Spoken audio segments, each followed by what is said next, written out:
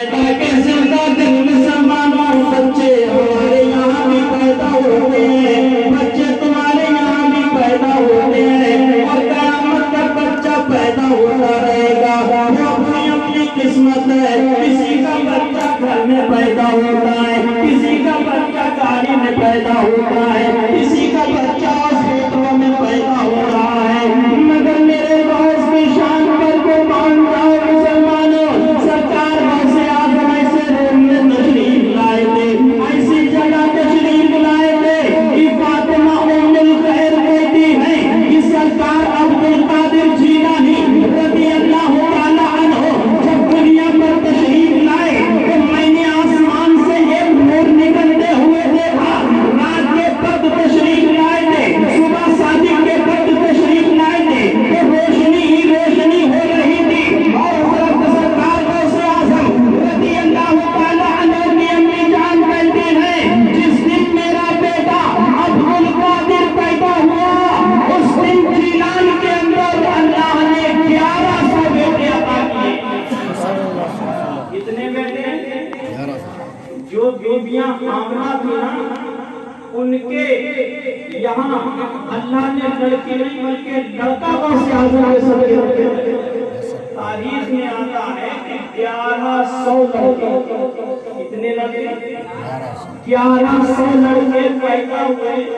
میں نے تاریخ کے اوراق کو پلٹ کر دیکھا تو معلوم چلا جو 1100 بیٹے پیدا ہوئے اللہ نے ان سب کو اللہ اپنا ولی بنا۔ یہ شان ہے میرے مولا، یہ مرتبہ ہے میرے مولا۔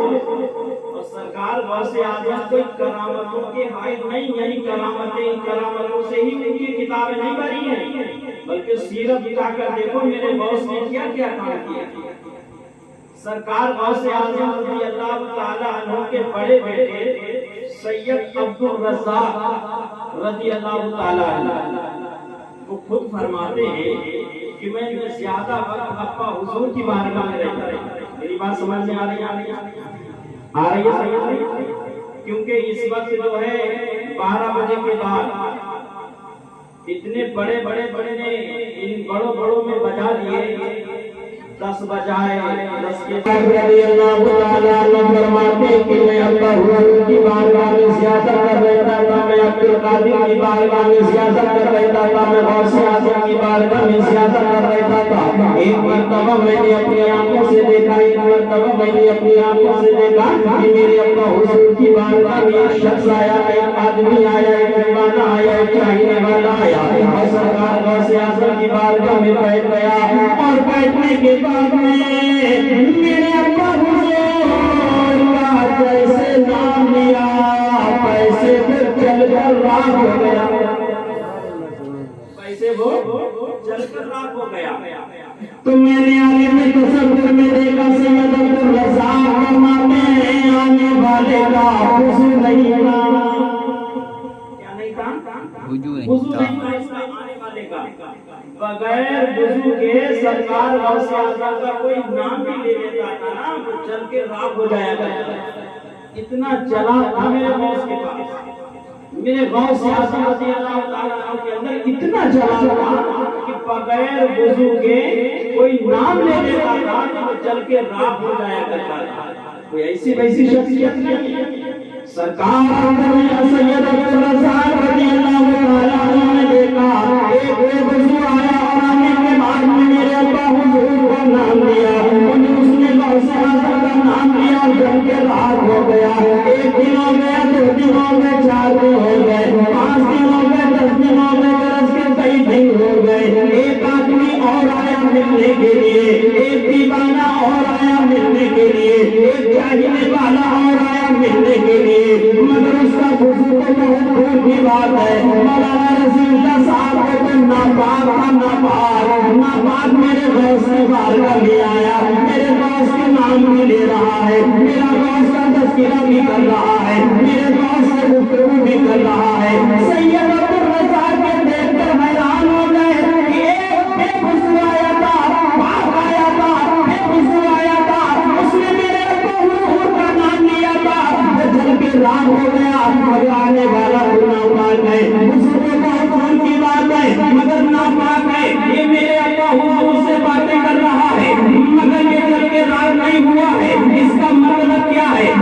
दीवाना चला गया, बात करके चला गया, बुला पाल आदमी पाल करके चला गया। और जाने के बाद में सैयद अब्दुल रज़ाक अपने अब्बा हुजूर से आज़म की बारगाह में हाजिर हो गए। मुझे इतना तो बता दीजिए कि एक बेवकूफ आया था आपकी बारगाह में, आपका नाम लिया और आपके चलानियों से जला के राख कर दिया, आपके चलानियों से जला के राख कर दिया। मगर आने वाला जो अभी आया था ना, आने वाला दीवाना आया था ना, आने वाला मुसलमान आया था ना, आने वाला चाहिए वाला आया था ना, मगर वो तो मुझे बहुत की बात है।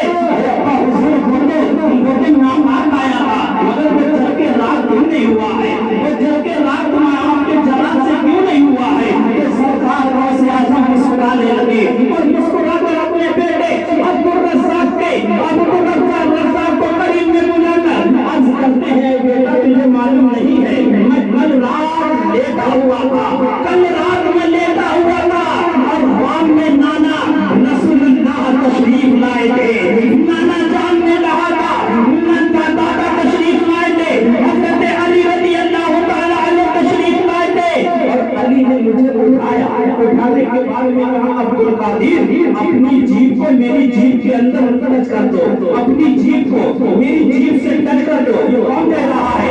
दामाद मुस्तफा अली हैदर रज़ी अल्लाह तआला अन्हु हज़रत इमाम हुसैन के अब्बा हुजूर ये कह रहे हैं, ऐ अब्दुल कादिर अपनी जीभ को मेरी जीभ में टच कर दो। अब्दुल कादिर बोले दादा अली ये बताओ मैं जीभ को जीभ से टच कर दूंगा तो मुझे क्या मिलेगा?